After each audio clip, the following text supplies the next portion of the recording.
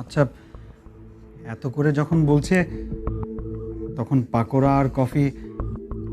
আচ্ছা সাবা, আমরা এক কাজ করি, চলো আমরা বাইরের কোনো কফি শপে বসে কফি খেয়ে নেই, চলো। না, তোমাকে বলতেই হবে, ও বাড়ির কাজের লোক, আর ওর সাথে কাজের লোকের মতোই ব্যবহার করা উচিত। রান্না বান্না করবে কে? পালকি। ঘর গোছাবে? পালকি। কফি দেবে? পালকি। বিছানায় কি বেডশিট হবে? পালকি।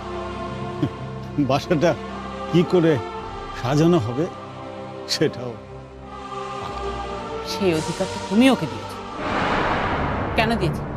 তখন তো ভেবেছিলাম মেয়েটা ভালো। ঠিক আছে, তুমি তখন ভেবেছিলে যে মেয়েটা ভালো, সেই জন্য তুমি ওকে প্রশ্রয় দিয়েছো। এখন তো তুমি বুঝতে পেরেছো যে মেয়েটা খারাপ, তাহলে ওকে তাড়িয়ে দাও, বের করে দাও বাড়ি থেকে। এখনো তো প্রমাণ হয়নি যে মেয়েটা খারাপ মেয়ে। তুমি কি বলতে চাইছো কি? তাহলে কুদ্দুস লোকটা যে বাড়িতে এসে অতগুলো কথা বলে গেল?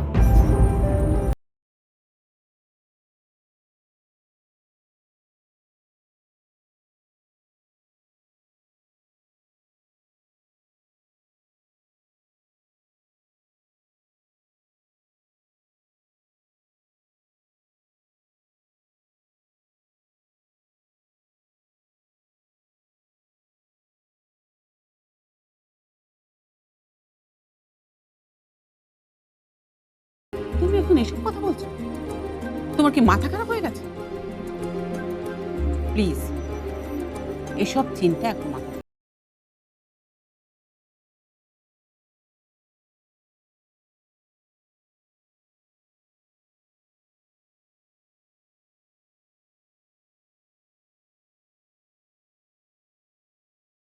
অসুবিধা কি? অসুবিধা একটা আছে। সোহেল বলছে গোলাপি রং। তাতেই বা অসুবিধাটা কি?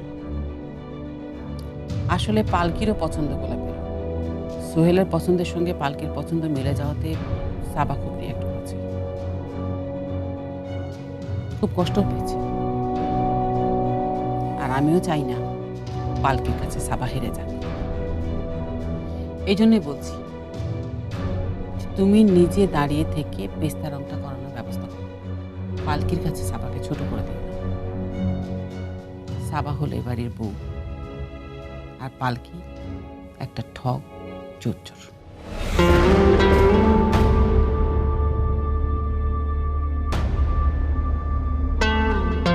সাবাকে পালকির কাছে ছোট করব না। কে জানে, যদি বিয়েটা দিই তাহলে আমি হয়তোবা সারা পৃথিবীর কাছে ছোট হয়ে যাব।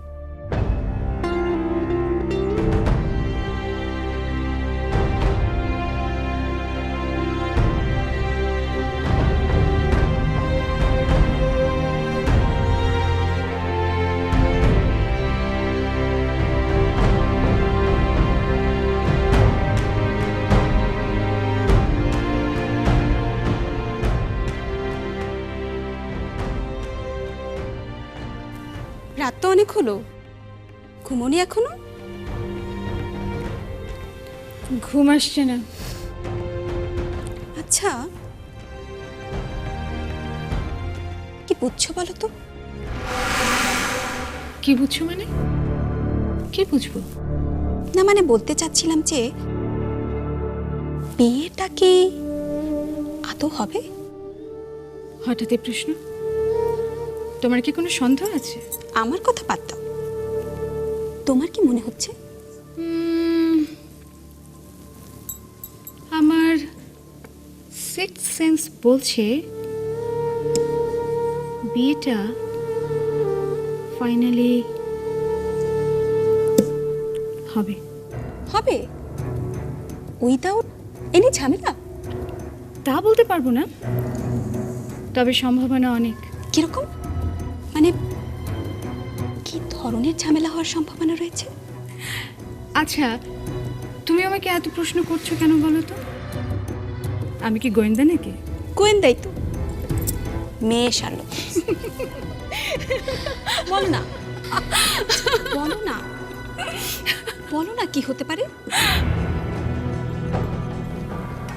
এখন তো বলতে পারবো না, আর কিছুদিন যাক, তারপর বলবো। আমার কিন্তু মনে হয় ঝামেলা নাও হতে পারে। কি করে বুঝলে? জানি না, মনে হলো তাই বললাম। তবে যাই হোক না কেন, খেলার মাঠে একবার যখন এসে পড়েছি, খেলা শেষ না হওয়া পর্যন্ত কোথাও নড়ছি না। সেটাই হলো আসল কথা।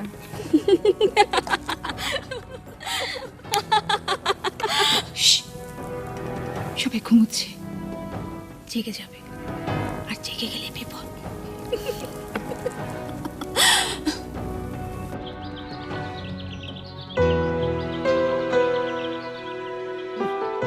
সহ্য। খবরের কাগজ পড়লি সারা পৃথিবীটা কত অস্থির সেটার প্রমাণ পাওয়া যায়। শুধু হেডলাইন হচ্ছে কোথায় কত অস্থিরতা, কোথায় খুন, রাহাজানি, না হলে দুর্ঘটনা।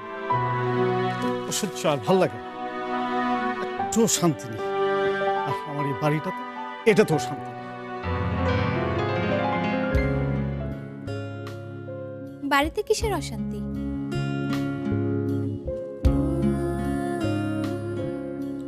বাড়িতে কিসের অশান্তি যদি বলি সেটা তুমি বুঝো না? আমি আপনার কথায় রাগ করি না। আমার আব্বা যখন রাগ করতেন তখন আমারে বলতেন, সব অশান্তির কারণ তুই মরতে পারিস না। আবার যখন রাগ করে যেত তখন আদর করে বুকে টেনে নিত। মেয়ে তো। শোনো, আমি তোমাকে বুকে টেনে নেব না, কারণ আমি তোমাকে মেয়ে ভাবি না। আপনি আমারে মেয়ের মতোই দেখেন। জানেন বাবা, আপনি না ঠিক নারকেলের মতো, ওপরে যেমন শক্ত ভেতরে তেমনই নরম। এই এই এই তুমি আমাকে বোঝাতে চেষ্টা করো না যে আমি কেমন। কি করব বলেন? মায়েরা যে সন্তানদের বোঝানোরই চেষ্টা করে, কিন্তু সন্তানরা বুঝতে চায় না। কি? এই এই আমি তোমার সন্তান? হ্যাঁ, আমি তোমার সন্তান। তাছাড়া কি, বয়সে বড় হলেও অবুঝ, একদম ছেলে মানুষ। যান, চাটা খেয়ে নিন। আর চা খেয়ে কিন্তু চিৎকার করা চলবে না চিনির জন্য। আপনার চিনি খাওয়া বারণ। আপনার সুগার আছে, ডায়াবেটিস। তুমি বারণ করার কে? হ্যাঁ, তুমি বারণ করার কে? আমি প্রতিদিন চায়ে 2 চামচ চিনি খাই, আজকেও খাবো। রুমানা, নাদিয়া, কি হয়েছে? এই চায়ের কাপে 2 চামচ চিনি এনে দাও। না, কেন? পালকি বারণ করেছে। পালকি বারণ করার কে? হ্যাঁ, পালকি বারণ করার কে? কারণ পালকি আপনার প্রেসক্রিপশন দেখেছে, তাই আজ থেকে আপনার চিনি খাওয়া বন্ধ। শুধু তাই নয়, আজ থেকে আপনার সমস্ত ডায়েট চেঞ্জ। মানে আজ থেকে বিরিয়ানি নয়, কাবাব নয়, কোনো প্রকার ভুনা মাংস নয়। এর কারণটা কি? কারণ আপনাকে হেলদি থাকতে হবে। ও বারণ করার কে? আমি ওর কথা শুনবো না। তাইলে আমার কথা তো শুনবেন নাকি?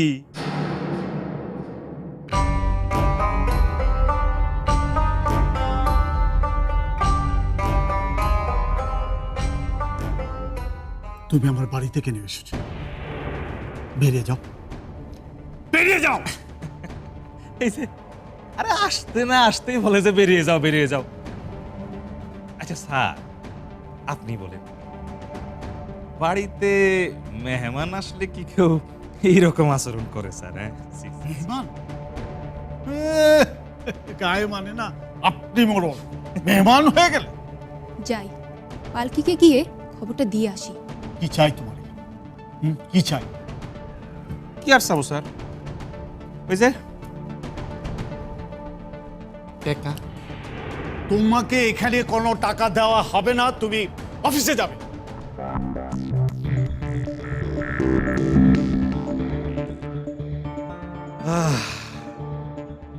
যাক, অন্তত পক্ষে টাকা পাওনের জবানটা তো পাওয়া গেল। জবান পাওয়া গেল মানে? কে জবান দিল তোমাকে? কখন দিল? আরে আজীব মানুষ তো। আরে আপনি এই মাত্রই না বললেন যে টাকা এখানে দেওয়া যাবে না, টাকা নিতে হলে অফিসে যাইতে হবে। অফিসে গেলেই তো টাকাটা পাওয়া যাবে নাকি? আমি তোমাকে টাকা দেব কেন?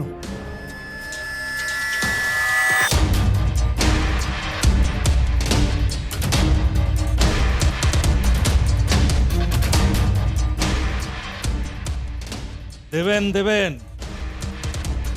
কারণ আছে। আপনার আপনার পোলার লগে তো নাকি সভা ম্যাডামের বিয়ে হইতে পারে। সেইখানে আমি এমন এক ধুমধুমার কাণ্ড ঘটাবো না, একেবারে বেজার লাগে। তাণ্ডব বোঝেন? তাণ্ডব তাণ্ডব লাগে যাইব। হাই হাই হাই, তোমার এত বড় সাহস, তুমি আমার বাড়িতে দাঁড়িয়ে! জানো আমি এখানে পুলিশ আনতে পারি এক্ষুনি। কি বলতেছেন? পুলিশ কেন? ঠিক আছে, আপনি যদি বলেন পুলিশ আসুক, ডাকেন পুলিশ। সেই ক্ষেত্রে আমিও কিন্তু চুপ করে থাকুন না। আমি কমু, পুলিশ ভাই, এই যে ভদ্রলোকদের দেখতেছেন, এরা কি করছে জানেন? আমার সোজা সরল আমার ভোলা ভালা বউটারে এইখানে আটকে রাখছে।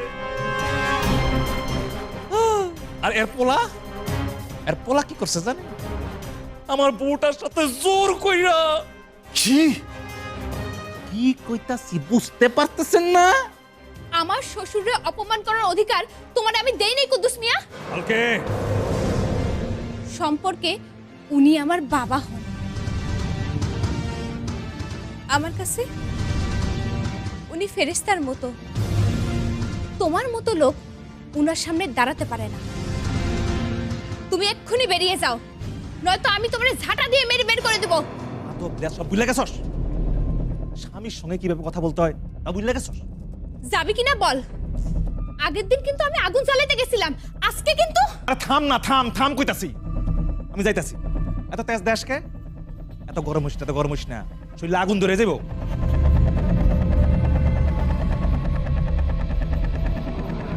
তাহলে আমি গেলাম স্যার। আসসালামু আলাইকুম।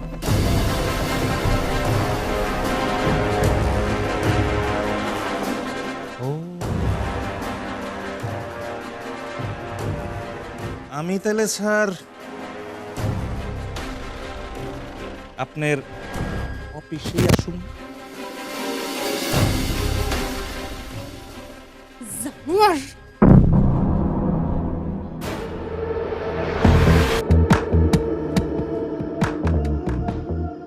কি কইলি তুই? জানোয়ার? আমি জানোয়ার?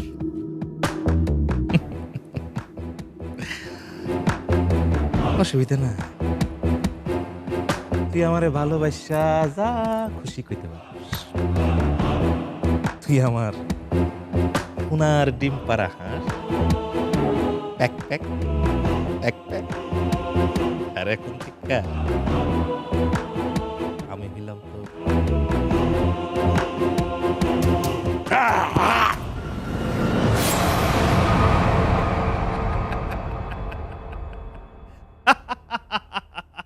আপনি ওরে পুলিশে দিতে পারেন, আপনি নিশ্চিত থাকতে পারেন ও আমার স্বামী না, আর ওর কোনো কিছু করার ক্ষমতা নাই।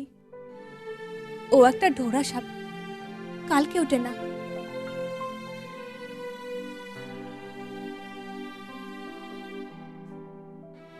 তাহলে কি কাল নাগিনী তুমি?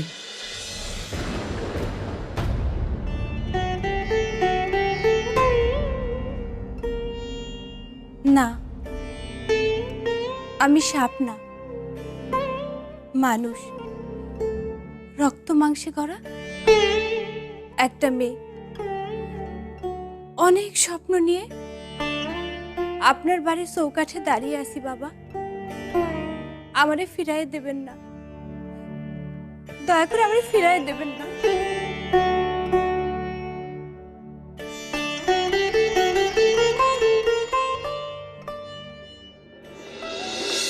ম্যাডাম, আসসালামু আলাইকুম।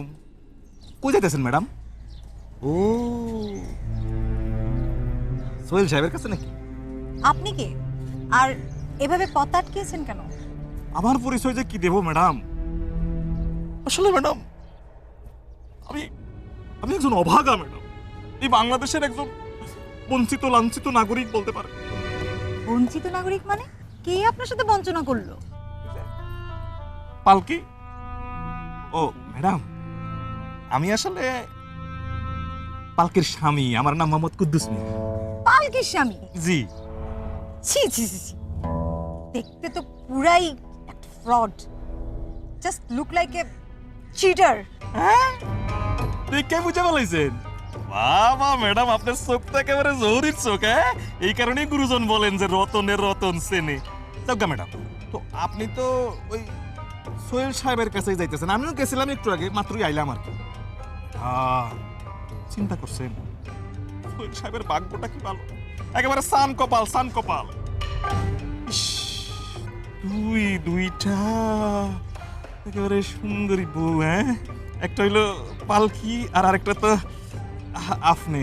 ইস, আমার যদি আপনার আর পালকির মতো দুইটা সুন্দরী বউ থাকতো, তাহলে তো ম্যাডাম একেবারে আকাশের সানটা হাতে পায়া বলাইতাম। Shut up, you nonsense. জি ম্যাডাম, ম্যাডাম, ম্যাডাম কি কইলেন এটা?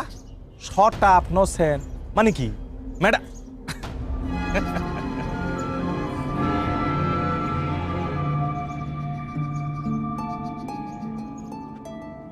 পালকি,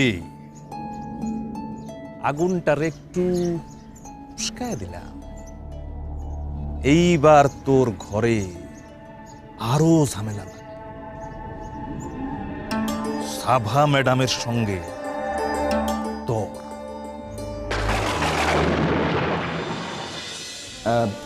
দেখুন, আমি সব পার্টিতে গিয়ে ডিনার করতে করতে একেবারেই ক্লান্ত। ঠিক আছে, তাহলে আমি নিজে রান্না করে নিয়ে আসবো। তাহলে যেতে রাজি আছি। শিওর তো? শিওর। প্রমিস? প্রমিস।